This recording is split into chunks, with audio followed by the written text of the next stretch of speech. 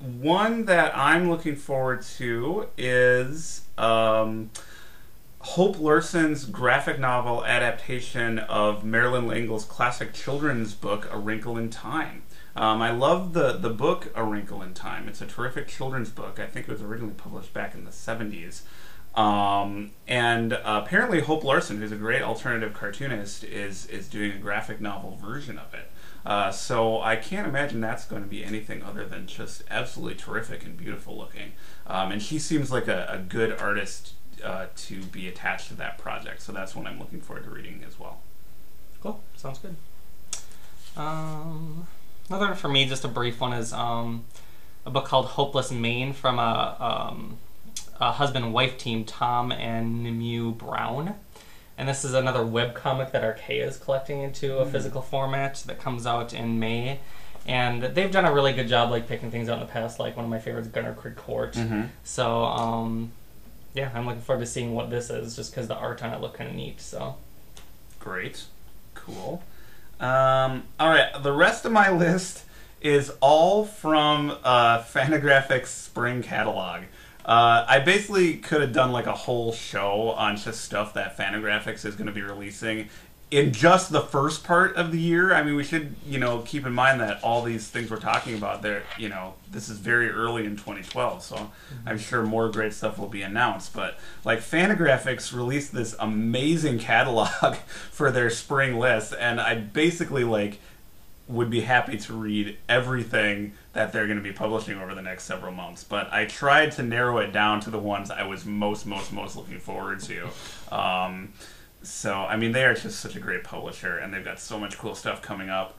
A lot of these are like archival collections and things like that. But so the rest of my list is all from Fantagraphics Spring Catalog. So let's see. The first choice I pulled from there was Out of the Shadows. This is a collection of comics by Mort Meskin, edited by Steve Brower.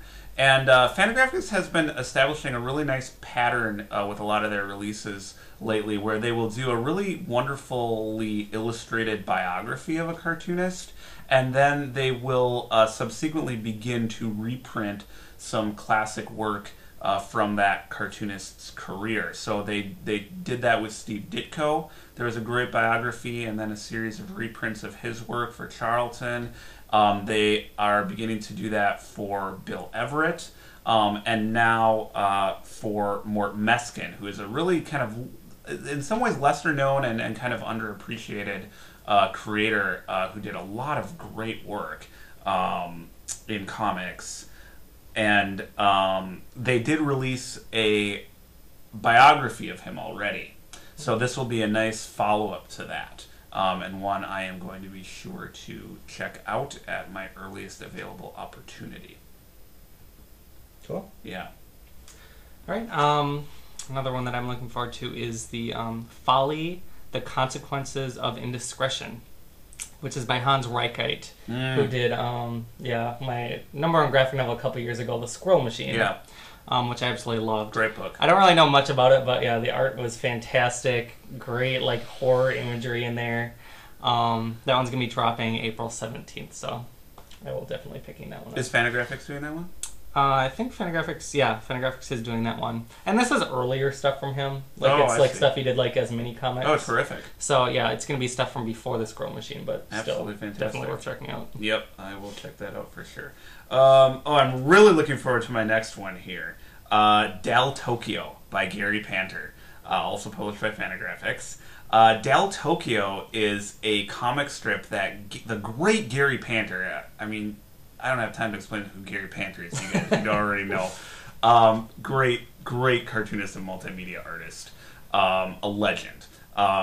So Dal Tokyo is a comic strip that he has been doing for several years, or it's over now, but it ran for several years, mostly exclusively in Japan. It ran like a Japanese magazine or newspaper or something. So we haven't seen most of it over here in the U.S., although some of it has popped up here and there.